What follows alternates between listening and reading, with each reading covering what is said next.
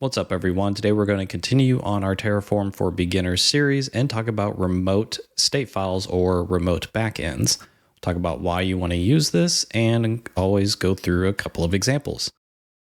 This code will be out in my GitHub repository. I'll include a link to it down below, as well as the playlist that contains all the other videos inside this series. My name is Jeff. This is Jeff Brown Tech. Let's go ahead and get started.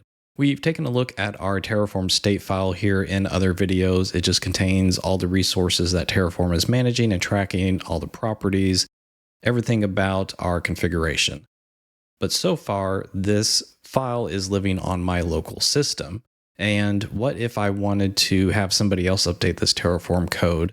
I would need to either give them a copy of the state file or somehow make it accessible to them. And we do that by putting it into a remote backend where you can store that file, and then you update your Terraform code to point to that file. That way anybody can download the code. Maybe you have it in a repository, a Git repository, or some central location where you can download and edit it and make changes to it.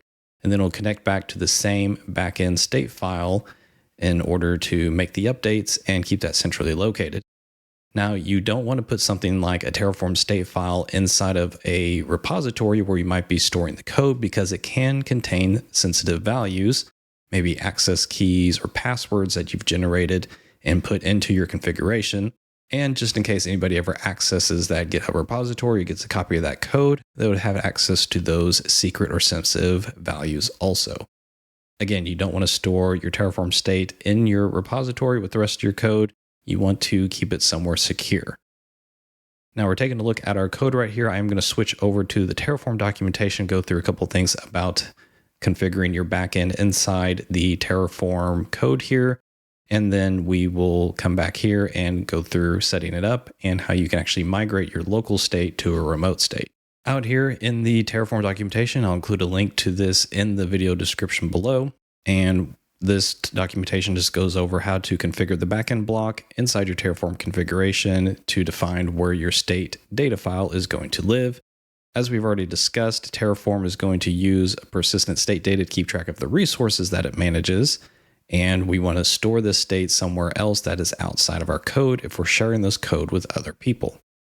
In order to do this, we're going to define a backend block inside of our Terraform code. As you can see here, we have our Terraform block. Whenever we go back and take a look at our code example, this is where we also have what version of Terraform, provider definitions and everything. And right inside of it, you can include a definition of where your backend is stored or where your state file is stored, what backend it is. And this can include the definition of where you're storing that remote state file. Backend block cannot refer to any named values like input variables, local variables, or data source attributes.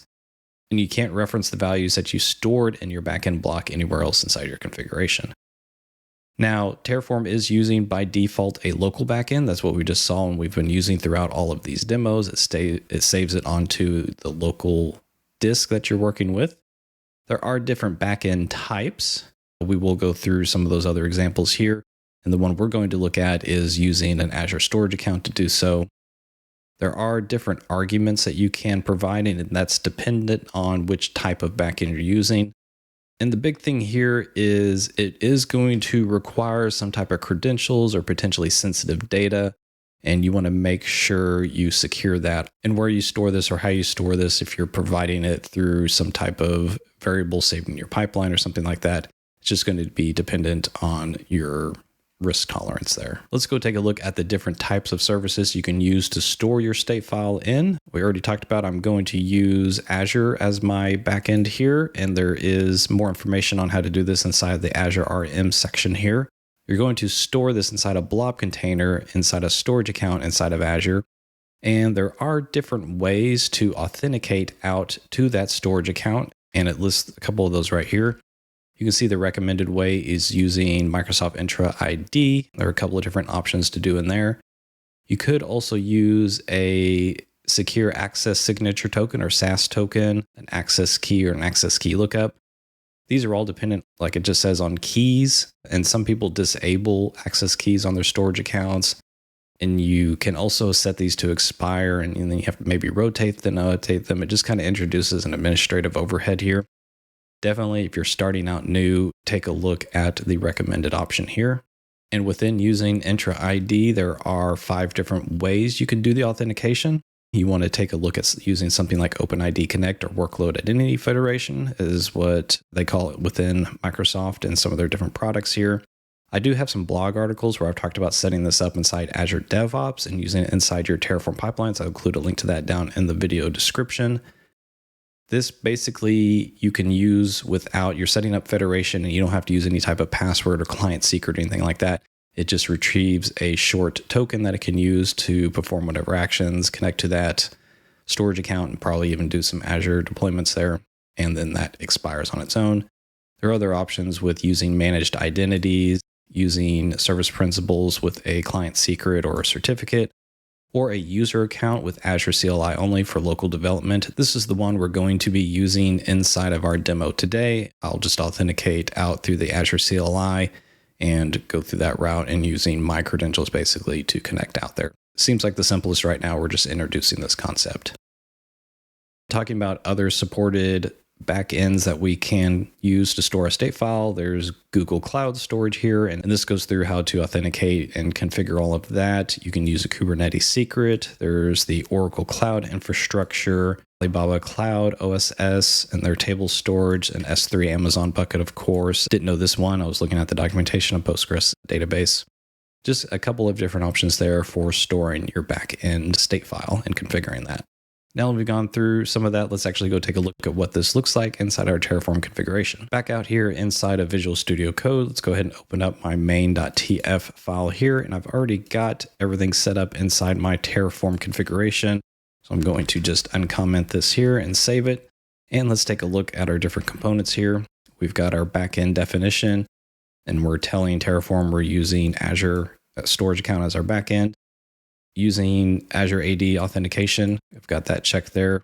I do have my tenant ID right here, my storage account name that it's connecting to, the container name or basically folder or directory, and then the key. This can be the name key here is a little misleading, but it's the name of your state file that they're creating here.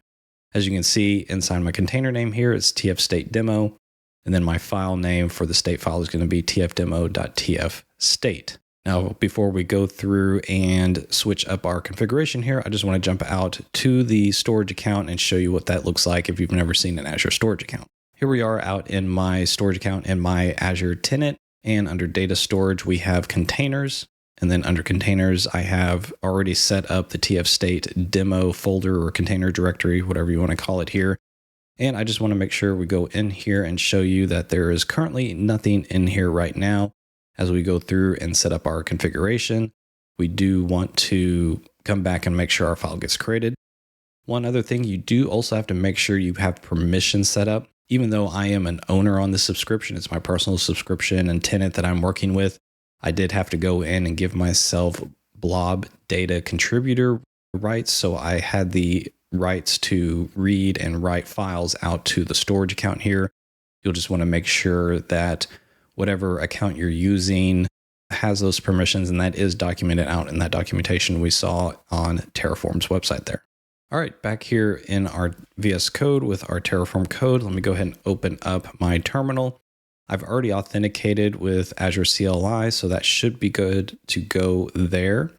And all we need to do here is let's run through Terraform init, and let's see what happens. We can see it's taking just a little bit longer this time. It's telling us it's initializing the backend. And what it's noticing is that we've configured a backend here, but the backend file did not exist out in our storage account. And it's noticing that we already have a local Terraform state file. And it's saying, we found that pre-existing data inside your local backend. Do you want us to take that data and then migrate it out to your new remote backend state file that you've got configured here? Yes to copy or no to start with an empty state. Most likely you want to say yes. Maybe you've already had resources deployed and everything. You don't want to delete and recreate or do anything like that. We are going to type in yes to tell it to copy it over. Okay, that looks like that completed successfully. And one thing I want to scroll back up here and point out, and we'll see this out in when we go look at our state file here in a second, it says it's releasing a state lock. Whenever you have a remote state file, Terraform will put a lock on that file when it's going through and doing a plan or apply or initialization or anything like this, just to make sure it's the only processor happening right then that has access to the file, because you don't want to be trying to make changes to it and then somebody else doing it and those changes get mixed up or anything like that, or just causes issue. You want that file to be locked so only one process is, working with it and making those changes at a time. That's why there's only certain or specific backends like Google, Oracle, Azure, Amazon S3 buckets that support state locking or locking that file so that no one else can edit it when it's in use. All right, let's go ahead and switch back to the storage account. Let me go ahead and refresh here. You can see we now have a tfdemo.tf state file. That's the state file I just created. And if we go take a look at it here, we can go into edit just to look at the contents here. And it's the exact same file that we saw before on our local. It is migrated and copied everything over here now. And we are now tracking and storing our state file in this remote repository here. That way, if I give this exact code to somebody else, they would be able to have the same state file. It's here securely. You can limit who has access to it, who can write to it and everything. And we're all good to go there. If we go back to overview, if we scroll down, you can see the current status of the file is unlocked. You may run into times where Terraform is performing some action and it crashes or something like that, and it doesn't get to unlock your state file here cleanly. You can come back in here, and I think there would be an option somewhere up in here to release, or unlock the file if it's currently locked. Back looking at our Terraform configuration, now this is really good here. This is a good start that we've got going on. We've defined our backend inside of here, but you do have other options. You don't have to define it directly in here if you don't want to. Let me go ahead and comment this out. If you are using Terraform, most likely your building infrastructure may be in multiple environments. And what you can do is define different backend files for different environments, or just simply put the backend configuration into a separate file. I do have a separate file here called backend.config, and in it, I just have the exact same values that I just had inside of my Terraform configuration. So let me actually split this over here and we can take a look at between the two of them. I don't have the Azure AD auth that may not be needed necessarily. It's been a while since I've done this locally like this, so I'm just kind of taking a guess there. But I've got tenant ID, storage account name, container name, and key, all the exact same values and everything. At this point, what I should be able to do, if I had a workflow or a pipeline or something going on, should be able to do a Terraform init. And there is another argument here that we can do called backend config. Basically, you're saying you have a backend config file or something like that, and you want to point this command to it. So let's go backend config. And let's see if this works. Okay, it's detecting there might be a change because I am pointing to a different configuration here. So let's go ahead and do, if you want automatic migration, let's do migrate state. Well, what I've really done is inside my backend file, I'm changing the way, since it's not defined in my Terraform there and I'm just pointing to a backend, it thinks it's different and it's migrated even though we're pointing to the same one. So you just have to go through this little process here. So we're going to say yes, let's copy that over. Perfect, has been successfully initialized. We clear that out and we're good to go there. Just pointing out, you don't have to necessarily define your backend configuration right in your Terraform like this. If you're working with different environments and you have the same code and you need to point to different backend state files, this is really a concept of working with different environments. Maybe you've got Terraform configuration set up for dev, QA, prod, and you need to point to different state files. You can do that using different backend configs like this. That is for this video, just introducing the idea of remote state files and how you configure the backend to talk to wherever you're storing that state file and whatever cloud service or anything like that that you're working with, just so you're aware of it when you start working inside of maybe an enterprise that has Terraform deployed and everything. And most likely they're using something like this, or if they're using a Terraform cloud or Terraform enterprise version, or maybe something like Spacelift, they might just manage the backend file for you and you never have to see it or worry about storing it. There is also that aspect that you have to worry about. Actually not worry about, because they take care of it for you. But most places I've worked, we have state files stored inside an Azure Storage account or something like that. All right, that does it for this video. Thank you for watching. We'll see you next time.